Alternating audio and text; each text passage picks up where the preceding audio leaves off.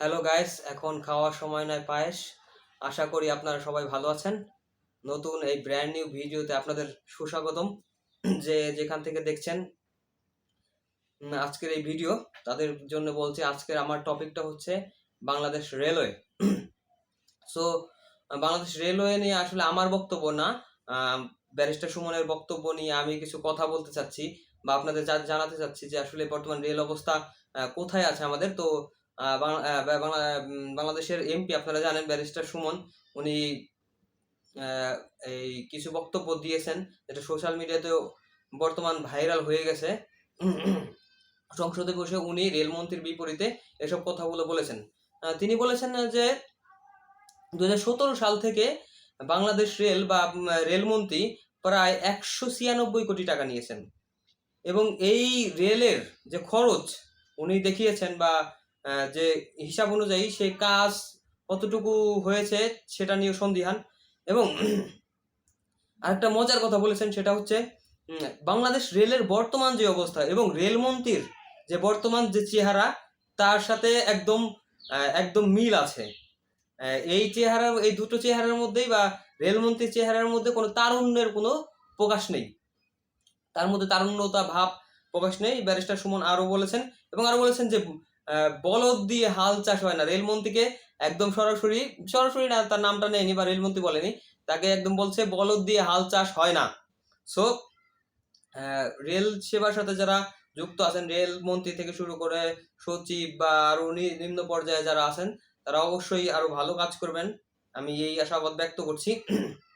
আর কিছুদিন আগে বা কয়েক ঘন্টা আগে বা দুই একদিন আগে একটা অ্যাক্সিডেন্ট হয়েছে, সেটার জন্য প্রায় 11 জন ছেলে মারা গেছে। সো এই যে একটা অ্যাক্সিডেন্টের কারণে 11 জন মানুষ মারা গেছে, এটা নিয়েও ব্যারিস্টার সুমন বলেছে যে রেলমন্ত্রীর থেকেও এই 11 জন তরুণ বা তরুণী, 11 জন তরুণ সবচেয়ে বেশি রেলমন্ত্রীর থেকেও কোয়ালিফাইড ছিল। তো এই যে 11 জন তরুণ তাজা পান হারিয়ে গেল আমাদের মাঝ থেকে, এদের বিনিময়ে বা এদের কাজকর্মের বিনিময়ে তাদের পরিবার চলতো। তো তাদের এখন কি হবে আপনারা একটু ভাবুন। সো খুবই সে গুরুত্বপূর্ণ কথাগুলো বলেছে আমার যতদূর মনে হয়। এবং রেলমন্ত্রীকে শুধু ধুয়ে দিয়েছে একদম সংসদের মধ্যে, পার্লামেন্টের যে সবাই জানেন অধিবেশন যেখানে হয়, একদম খুব কয়েক মিনিটের ভিডিও ছিল, একদম রেলমন্ত্রীকে ধুয়ে দিয়েছে। খুবই ভালো লেগেছে ভিডিওটা, খুবই ভালো লেগেছে। উনি আসলে প্রতিবাদ করেছেন, উনার আসলে সবাই জানেন উনার প্রতিবাদের ভাষা অন্যরকম বা আরো 10 জনের থেকে আলাদা। সো ধন্যবাদ ব্যারিস্টার সুমন, এবং উনি একদম রেলমন্ত্রীকে বলদ বলেছেন। যাই হোক, যাতে রেলমন্ত্রী এটা আঘাত মনে করে, ব্যর্থতা মনে করে, যেন ভালো সুন্দর কাজ করে, সেই আগামী প্রত্যাশা এবং সুন্দর একটা রেল পথ এবং রেলপথ চাই, এবং সেটা যেন কমফোর্টেবল হয় সবার জন্যই। যাই হোক, আর এই যে 11 জন তরুণ বা তরুণী হারিয়ে গেল, এর জন্য মারা গেল, এর জন্য আমি খুব শোক প্রকাশ করছি।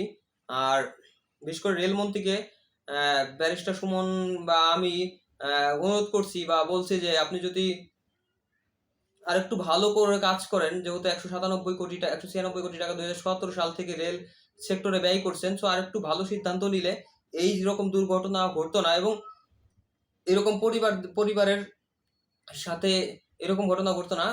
যাই হোক, রেলমন্ত্রীকে আমি বলছি যে আসলে মানে ব্যারিস্টার সুমনের কথা অনুসারে বলছি, আসলে বলদ দিয়ে হাল চাষ হয় না। আপনি বলদের প্রমাণ দিবেন না আশা করি। তো ভালো সুন্দর কাজ করবেন। বলদ দিয়ে হাল চাষ হয় না, আমরা সবাই জানি। সো আপনি যেহেতু একজন মন্ত্রী, সেহেতু আপনি বলদ না, আপনার মাথায় যথেষ্ট বুদ্ধি আছে। আশা করি ভালো কাজ করবেন রেল নিয়ে, যাতে ভবিষ্যতে আরো এরকম দুর্ঘটনা না ঘটে।